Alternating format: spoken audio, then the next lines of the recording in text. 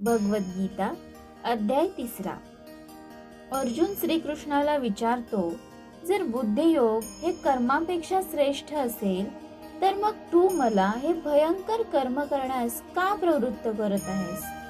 या प्रश्नाचं उत्तर देताना श्रीकृष्ण म्हणतात, या जगात 2 प्रकारच्या निष्ठा मी पूर्वी सांगितल्या आहेत. ज्ञानीसाठी ज्ञानयोग आणि कर्म करणाऱ्यांसाठी कर्मयोग. सर्वांसाठी एकच मार्ग नाही. ज्यांचं मन बुद्धीमध्ये स्थिर आहे त्यांच्यासाठी ज्ञानयोग, पण बाकी लोकांसाठी कर्मयोग श्रेष्ठ आहे. शरीर धरल्यावर कर्म टाळणं अशक्य आहे. कर्म न करता कोणीही सिद्ध होत नाही. फक्त मी कर्म करत नाही असं म्हणणं फसवं आहे. विचार, श्वास, बोलणं हे सर्व कर्मच आहेत. म्हणूनच योग्य पद्धतीने कर्म केलं पाहिजे. मी काहीच करत नाही म्हणणारा माणूसही टीव्ही पाहतो, जेवतो, तेही कर्मच आहे. मग ते सत्कर्म करा, जसं काम, सेवा, उपासना. सृष्टीची निर्मिती, यज्ञ म्हणजे परस्पर देणं घेणं याचं तत्व पाळून झाले आहे. देव, मानव, प्राणी सर्वांनी एकमेकांच्या सहकार्याने जगावं. यज्ञ म्हणजे सेवा, त्याग, अर्पण. जर प्रत्येक जण स्वार्थाने वागत असेल तर समाज कोसळतो. जसं की शेती करणारा शेतकरी, शिक्षक शिकवतो, डॉक्टर उपचार करतो, हे सारे यज्ञ आहे.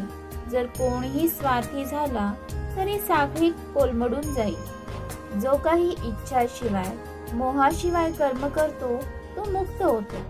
सर्वसामान्य लोकांनाही प्रेरणा मिळावी म्हणून ज्ञानी लोकांनीही कर्म करणं आवश्यक आहे. कर्मयोगी लोक समाजासाठी आदर्श ठरतात. स्वतः काही हवं नसतानाही ते कर्म करत राहतात. जसं आचरण करतो तसा समाज चालतो. श्रेष्ठ लोक जे करतात तेच सामान्य लोक अनुकरण करतात. म्हणूनच योग्य नेत्याचा आदर्श फार महत्त्वाचा असतो. जर मोठे लोक भ्रष्टाचार करतात तर सामान्य लोकही तेच करतात. जसं की आज आपण बघतो, सेलिब्रिटी जे फॅशन करतात, जे खातात, जे बोलतात, तरुण पिढी तेच फॉलो करते. अज्ञानी लोकांवर राग करू नका, त्यांच्यावर दया करा. ज्ञानी माणसांनी त्यांना प्रेमाने मार्ग दाखवावा. समज नसेल म्हणून कोणालाही नाकारणं योग्य नाही. प्रेमाने समजावणं हाच धर्म आहे. श्रीकृष्ण म्हणतात, सर्व कर्म मला अर्पण करून निष्काम भावाने कर्म करा. स्वधर्म म्हणजेच आपलं कर्तव्य श्रेष्ठ आहे. दुसऱ्याचा धर्म पाळणं जरी आकर्षक वाटलं तरी धोकादायक आहे. आपल्या क्षमतेनुसार काम करणं योग्य. दुसऱ्याचं अनुकरण करून आपलं अस्तित्व विसरू नये. याच्यावर अर्जुन विचारतो, मनात नसतानाही माणूस पाप करतो, त्यामागे कोण? श्रीकृष्ण उत्तर देतात, वासना आणि क्रोध हे रजोगुणातून उत्पन्न होतात. हेच आपले शत्रू आहेत. मन, इंद्रिय आणि बुद्धीमध्ये लपून बसतात आणि माणसाला चुकवतात. कोणतं बल आहे? सर्वप्रथम इंद्रियांना वश करून या पापरूपी शत्रूचा नाश कर, कारण हा ज्ञान आणि विज्ञानाचा नाश करणारा आहे. काम, वासना हे ज्ञान आणि विवेक दोघांनाही नष्ट करतं. सर्वसामान्य माणूस चांगलं वाईट ओळखतो, पण कामाच्या अधीन होऊन चुकतो. म्हणून श्रीकृष्ण सांगतात, आधी इंद्रिय म्हणजेच डोळे, जीभ, कान, त्वचा, नाक वश करा. जसं की आपण डाएट करत असताना अचानक केक पाहून खाणं हे इंद्रियजित न होण्याचीच उदाहरणं आहेत. इंद्रियांच्या वर मन आहे. मनाहून श्रेष्ठ बुद्धी आहे आणि बुद्धी पलीकडे आहे तो आत्मा, स्वतःचा खरा स्वभाव. ही एक अंतर्मुखता शिकवणारी पायरी आहे. शरीराच्या इंद्रियांनी आकर्षण निर्माण होतं, मन त्याकडे खेचतं, बुद्धी निर्णय घेते, पण आत्मा या सगळ्याच्या पलीकडे आहे. तो नितांत शुद्ध आहे. मन म्हणतं, चला इंस्टाग्राम पाहूया.